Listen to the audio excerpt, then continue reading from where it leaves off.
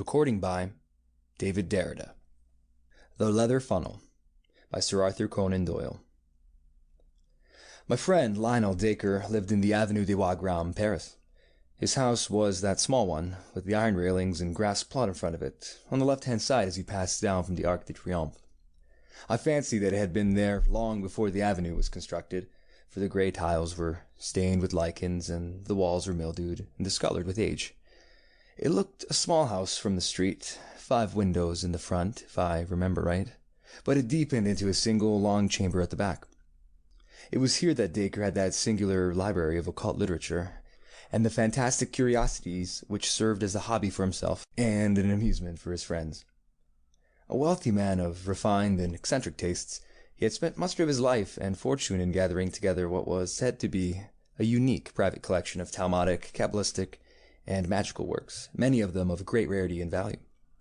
His tastes leaned towards the marvelous and the monstrous, and I have heard that his experiments in the direction of the unknown have passed all the bounds of civilization and of decorum.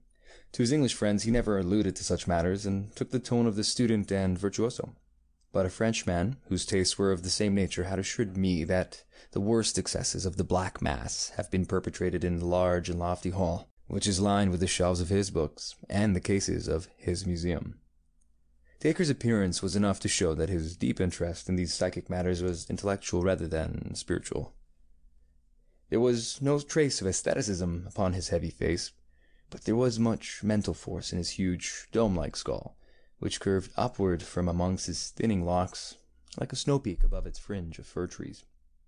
His knowledge was greater than his wisdom, and his powers were far superior to his character. Small, bright eyes, buried deeply in his fleshy face, twinkled with intelligence and an unabated curiosity of life, but they were the eyes of a sensualist and an egotist. Enough of the man, for he is dead now, poor devil, dead at the very time that he had made sure that he had at last discovered the elixir of life. It is not with his complex character that I have to deal, but with the very strange and inexplicable incident which had its rise in my visit to him in the early spring of the year '82. I had known Dacre in England, for my researches in the Assyrian room of the British Museum had been conducted at the time when he was endeavoring to establish a mystic and esoteric meaning in the Babylonian tablets, and this community of interests had brought us together. Chance remarks had led to daily conversation, and that to something verging upon friendship. I had promised him that on my next visit to Paris I would call upon him. At the time when I was able to fulfill my compact, I was living in a cottage at Fontainebleau, and as the evening trains were inconvenient, he asked me to spend the night in his house. "I have only that one spare couch," said he, pointing to a broad sofa in his large salon. "I hope that you will manage to be comfortable there." It was a singular bedroom, with its high walls of brown volumes, but there could be no more agreeable furniture to a bookworm like myself, and there is no scent so pleasant to my nostrils as that faint, subtle reek which comes from an ancient book. I assured him that I could desire no more charming chamber and no more congenial surroundings. "If the fittings are neither convenient nor conventional, they are at least costly," said he, looking around at his shelves. "I have expended nearly $250,000 money upon these objects which surround you. Books, weapons, gems, carvings, tapestries, images. There is hardly a thing here which has not its history, and it is generally one worth telling." He was seated as he spoke at one side of the open fireplace, and I at the other. His reading table was on his right, and the strong lamp above it ringed with a very vivid circle of golden light. A half-rolled palimpsest lay in the center, and around it were many quaint articles of bric-a-brac. One of these was a large funnel, such as is used for filling wine casks. It appeared to be made of black wood, and to be rimmed with discolored brass. "That is a curious thing," I remarked. "What is the history of that?" "Ah," said he, "it is the very question which I have had occasion to ask myself. I would give a good deal to know. Take it in your hands and examine it." I did so, and found that what I had imagined to be wood was in reality leather, though age had dried it to an extreme hardness. It was a large funnel, and might hold a quart when full. The brass rim encircled the wide end, but the narrow was also tipped with metal. "What do you make of it?" asked Dacre. I should imagine that it belonged to some vintner or malmster in the Middle Ages, said I. I have seen in England leather drinking flagons of the 17th century, blackjacks as they were called, which were of the same color and hardness as this filler. I dare say the date would be about the same, said Dacre, and no doubt also it was used for filling a vessel with liquid. If my suspicions are correct, however, it was a queer vintner who used it, and a very singular cask which was filled. Do you observe nothing strange at the spout end of the funnel? As I held it to the light, I observed that at a spot some 5 inches above the brass tip, the narrow neck of the leather funnel was all haggled and scored, as if someone had notched it round with a blunt knife. Only at that point was there any roughening of the dead black surface. Someone has tried to cut off the bottleneck. Would you call it a cut? It is torn and lacerated. I must have taken some strength to leave these marks on such tough material, whatever the instrument may have been. But what do you think of it? I can tell you know more than you say. Dacre smiled, and his little eyes twinkled with knowledge. Have you included the psychology of dreams among your learned studies? He asked. I didn't even know that there was such a psychology. My dear sir, that shelf above the gem case is filled with volumes from Albertus Magnus onward, which deal with no other subject. It is a science in itself. A science of charlatans. The charlatan is always the prisoner. From the astrologer came the astronomer, from the alchemist the chemist, from the mesmerist to the experimental psychologist. The quack of yesterday is the professor of tomorrow. Even such subtle and elusive things as dreams will be in time reduced to systems and order. When that time comes, the researches of our friends in the bookshelf yonder will no longer be the amusement of the mystic, but the foundations of a science. Supposing that is so, what has the science of dreams to do with a large black brass-rimmed funnel? I will tell you. You know that I have an agent who is always on the lookout for rarities and curiosities for my collection. Some days ago, he heard of a dealer upon one of the quays who had acquired some old rubbish found in a cupboard in an ancient house at the back of the Rue Marthon, in the Quarter Latin. The dining room of this old house is decorated with a coat of arms, chevrons, and bars rouge upon a field argent, which prove, upon inquiry, to be the shield of Nicholas de la Reine, a high official of King Louis XIV. There can be no doubt that the other articles in the cupboard date back to the early days of that king. The inference is, therefore, that they were all the property of this Nicholas de la Reine, who was, as I understand, the gentleman specifically concerned with the maintenance and execution of the draconic laws of that epoch. What then? I would ask you now to take the funnel in your hands once more, and examine the upper brass rim. Can you make out any lettering upon it? There were certainly some scratches upon it, almost obliterated by time. The general effect was of several letters, the last of which bore some resemblance to a B. You make it a B? Yes, I do. So do I.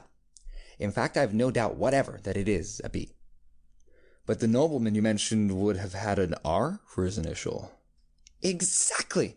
That's the beauty of it. He owned this curious object, and yet he had someone else's initials upon it. Why did he do this? I can't imagine. Can you? Well, I might, perhaps, guess. Do you observe something drawn a little further along the rim? I should say it was a crown. It is undoubtedly a crown. But if you examine it in a good light, you will convince yourself that it is not an ordinary crown. It is a heraldic crown, a badge of rank, and it consists of an alternation of 4 pearls and strawberry leaves, the proper badge of a marquis. We may infer, therefore, that the person whose initials in the end was entitled to wear that coronet. Then this common leather filler belonged to a marquis. Dacre gave a peculiar smile. Or to some member of the family of a marquis, said he.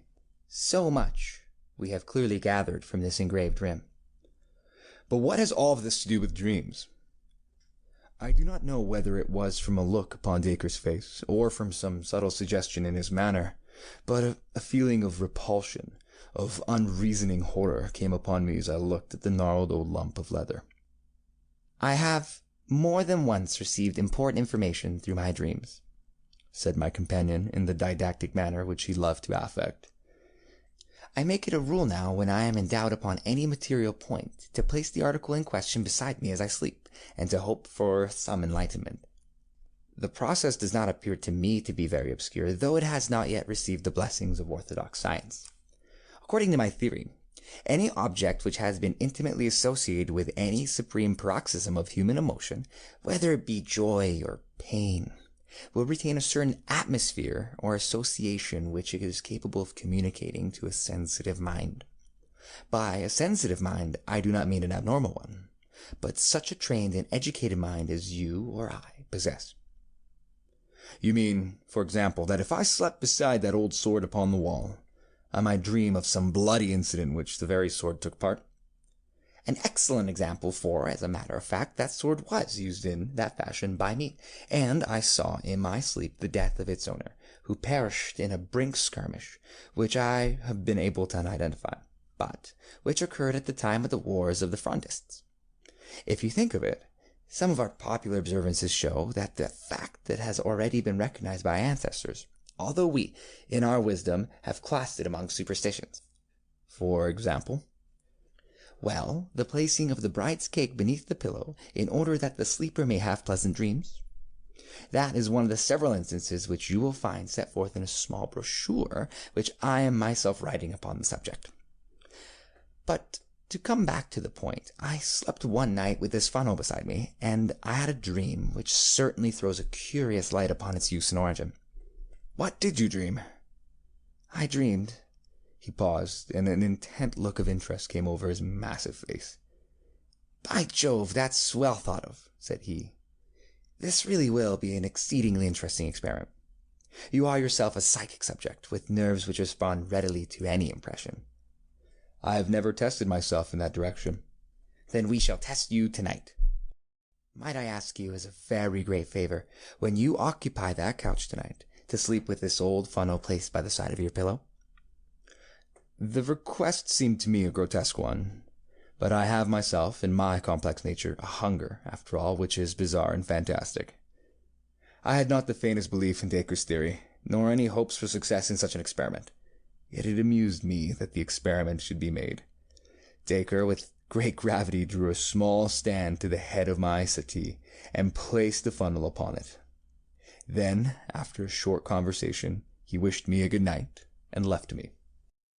I sat for some little time smoking by the smoldering fire, and turning over in my mind the curious incident which had occurred, and the strange experience which might lie before me. Skeptical as I was, there was something impressive in the assurances of Dacre's manner and my extraordinary surroundings. The huge room, with the strange and often sinister objects which were hung around it, struck solemnity into my soul. Finally, I undressed, and, turning out the lamp, I lay down. After long tossing, I fell asleep. Let me try to describe as accurately as I can the scene which came to me in my dreams. It stands out now in my memory more clearly than anything which I have ever seen with my waking eyes. There was a room which bore the appearance of a vault. 4 spandrels from the corners ran up to join a sharp, cup-shaped roof. The architecture was rough, but very strong. It was evidently part of a great building. 3 men in black, with curious, top-heavy black velvet hats, sat in a line upon a red carpeted dais. Their faces were very solemn and sad. On the left stood 2 long-gowned men with portfolios in their hands, which seemed to be stuffed with papers. Upon the right, looking towards me, was a small woman with blonde hair and singular light blue eyes, the eyes of a child. She was past her first youth, but could not yet be called middle-aged. Her figure was inclined to stoutness, and her bearing was proud and confident. Her face was pale, but serene. It was a curious face, comely yet feline, with a subtle suggestion of cruelty above the straight, strong little mouth and chubby jaws. She was draped in some sort of loose white gown. Beside her stood a thin, eager priest, who whispered in her ear and continually raised a crucifix before her eyes. She turned her head and looked fixedly past the crucifix at the 3 men in black, who were, I felt, her judges. As I gazed, the 3 men stood up and said something, but I could distinguish no words, though I was aware that it was the central one who was speaking. They then swept out of the room, followed by the two men with the papers. At the same instant, several rough-looking fellows in stout jerkins came bustling in and removed the first red carpet, and then the boards from which formed the dais, so as to entirely clear the room. When this screen was removed, I saw some singular articles of furniture behind it. One looked like a bed with wooden rollers at each end and a winch handle to regulate its length. Another was a wooden horse. There were several other curious objects and a number of swinging cords which played over pulleys. It was not unlike a modern gymnasium. When the room had been cleared, there appeared a new figure upon the scene. This was a tall, thin person clad in black with a gaunt and austere face. The aspect of the man made me shudder. His clothes were all shining with grease and mottled with stains. He bore himself with a slow and impressive dignity, as if he took command of all things from the instant of his entrance. In spite of his rude appearance and sordid dress, it was now his business, his room, his to command. He carried a coil of light ropes over his left forearm. The lady looked him up and down with a searching glance, but her expression was unchanged. It was confident, even defiant. But it was very different with the priest. His face was ghastly white, and I saw the moisture glisten and run on his high, sloping forehead. He threw up his hands in prayer, and he stooped continually to mutter frantic words in the lady's ear. The man in black now advanced, and taking one of the cords from his left arm, he bound the woman's hands together. She held them meekly toward him as he did so. Then he took her arm with a rough grip and led her toward the wooden horse, which was a little higher than her waist. Onto this she was lifted and laid, with her back upon it and her face to the ceiling, while the priest, quivering with horror, had rushed out of the room. The woman's lips were moving rapidly, and though I could hear nothing, I knew that she was praying. Her feet hung down on either side of the horse, and I saw that the rough varlets in attendance had fastened cords to her ankles, and secured the other ends to the iron rings in the stone floor. My heart sank with me as I saw these ominous preparations, and yet I was held by the fascination of horror, and I could not take my eyes from the strange spectacle. A man had entered the room with a bucket of water in either hand. Another followed with a third bucket. They were laid beside the wooden horse. The second man had a wooden dipper, a bowl with a straight handle, in his other hand. This he gave to the man in black. At the same moment one of the varlets approached with a dark object in his hand, which, even in my dream, filled me with a vague feeling of familiarity. It was a leather filler. With horrible energy he thrust it, but I could stand no more. My hair stood on end with horror. I writhed, I struggled, I broke through the bonds of sleep, and I burst with a shriek in my own life, and I found myself lying shivering with terror in the huge library, with the moonlight flooding through the window and throwing strange silver and black traceries upon the opposite wall. Oh, what a blessed relief to feel that I was back in the 19th century, back out of that medieval vault into a world where men had human hearts within their bosoms. I sat upon my couch, trembling in every limb, my mind divided between thankfulness and horror. To think that such things were even done, that they could be done without God striking the villains dead. Was it all a fantasy, or did it really stand for something which had happened in the black, cruel days of the world history? I sank my throbbing head upon my shaking hands. And then, suddenly, my heart seemed to stand still in my bosom, and I could not even scream, so great was my terror. Something was advancing toward me through the darkness of the room. It is a horror coming upon a horror which breaks a man's spirit. I could not reason. I could not pray. I could only sit like a frozen image and glare at the figure which was coming down the great room. And then it moved into the white lane of moonlight, and I breathed once more. It was Dacre, and his face showed that he was as frightened as myself. "What's that, you? For God's sake, what's the matter?" he asked in a husky voice. "Oh, Dacre, I am glad to see you. I have been down in hell. It was dreadful." "Then it was you who screamed?"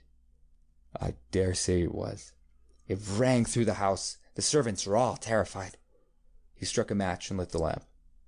"I think we may get the fire to burn up again," he added, throwing some logs upon the embers. "Good God, my dear chap, how white you are! You look as if you'd seen a ghost." "So I have. Several ghosts." "The leather funnel has acted, then?" I wouldn't sleep near the infernal thing again for all the money you could offer me. Dacre chuckled. I expected that you would have a lively night of it, said he. You took it out of me in return, for that scream of yours wasn't a very pleasant sound at 2 in the morning. I suppose from what you say that you have seen the whole dreadful business. What dreadful business? The torture of the water. The extraordinary question, as it was called in the genial days of Le Rossolet. Did you stand it to the end? No, thank God I awoke before it really began. It's just as well for you. I held out till the 3rd bucket. Well, it is an old story, and they were all in their graves now anyhow, so what does it matter how they got there? I suppose that you have no idea what it was that you've seen. A torture of some criminal. She must have been a terrible malefactor indeed, if her crimes are in proportion to her penalty. Well, we have that small consolation, said Dacre, wrapping his dressing gown round him and crouching closer to the fire. They were in proportion to her penalty. That is to say, if I am correct in the lady's identity. How could you possibly know her identity? For answer, Dacre took down an old vellum-covered volume from the shelf. Just listen to this, said he. It is in the French of the 17th century, but I will give you a rough translation as I go. You will judge for yourself whether I have solved the riddle or not. The prisoner was brought before the grand chambers and tournelles of Parliament, sitting as a court of justice, charged with the murder of Master Dreux d'Aubray, her father, and of her 2 brothers, Madames d'Aubray, one being a civil servant, and the other a councillor of Parliament. In person it seemed hard to believe that she had really done such wicked deeds, for she was of a mild appearance, and of a short stature, with a fair skin and blue eyes. Yet the court, having found her guilty, condemned her to the ordinary and to the extraordinary question, in order that she might be forced to name her accomplices, after which she should be carried in a cart to the Place de Grève, there to have her head cut off, and her body being afterwards burned, and her ashes scattered to the wind. The date of this entry is July 16th, 1676. It is interesting, said I, but not convincing. How do you prove the 2 women to be the same? I am coming to that. The narrative goes on to tell of the woman's behavior when questioned. When the executioner approached her, she recognized him by the cords which he held in his hands, and she at once held out her own hands to him. Look at him from head to foot without uttering a word. How is that? Yes, it was so. She gazed without wincing upon the wooden horse and rings which had twisted so many limbs and caused so many shrieks of agony, when her eyes fell upon the 3 pails of water, which were all ready for her. She said with a smile, All that water must have been brought here for the purpose of drowning me, monsieur. You have no idea, I trust, of making a person of my small stature swallow it all. Shall I read the details of the torture? No, for heaven's sake, don't. Here is a sentence which must surely show that what is here recorded is the very scene which you have gazed upon tonight. The good Abbe Pirot, unable to contemplate the agonies which were suffered by his penitent, had hurried from the room. Does that convince you? It does entirely. There can be no question that it is indeed the same event. But who then is this lady whose appearance was so attractive and whose end was so horrible? For answer, Dacre came across to me and placed a small lamp upon the table which stood by my bed. Lifting up the ill-omened filler, he turned the brass rim so that the light fell upon it.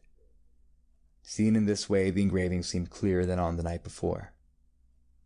We have already agreed that this is the badge of a marquis, or a marquise, and we have also settled that the last letter is a B. It is undoubtedly so.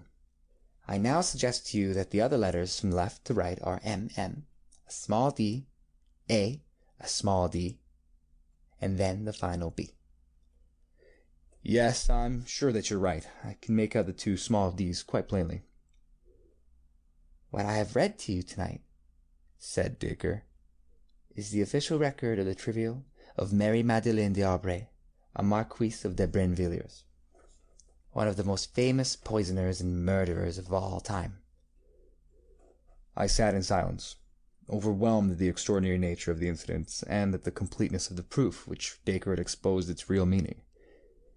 In a vague way, I remembered some details of the woman's career, her unbridled debauchery, and the cold-blooded and protracted torture of her sick father, the murder of her brothers for motives of petty gain. I recollected also that the bravery of her end had done something to atone for the horror of her life, and that all Paris had sympathized with her last moments, and blessed her as a martyr within a few days of the time when they had cursed her as a murderess. One objection, and one only, occurred to my mind. How came her initials and her badge of rank upon the filler? Surely they did not carry their medieval homage to the nobility to the point of decorating instruments of torture with their titles. I was puzzled with the same point, said Dacre, but it admits of a simple explanation. The case excited extraordinary interest at the time, and nothing could be more natural than that Lorraine, the head of the police, should retain this filler as a grim souvenir. It was not often that a Marchioness of France underwent the extraordinary question. That he should engrave her initials upon it for the information of others was surely a very ordinary proceeding upon his part. And this? I asked, pointing to the marks on the leather neck. She was a cruel tigress, said Dacre as he turned away. I think it is evident that like the other tigresses her teeth were both strong and sharp. End of The Leather Funnel. Recording by David Derrida.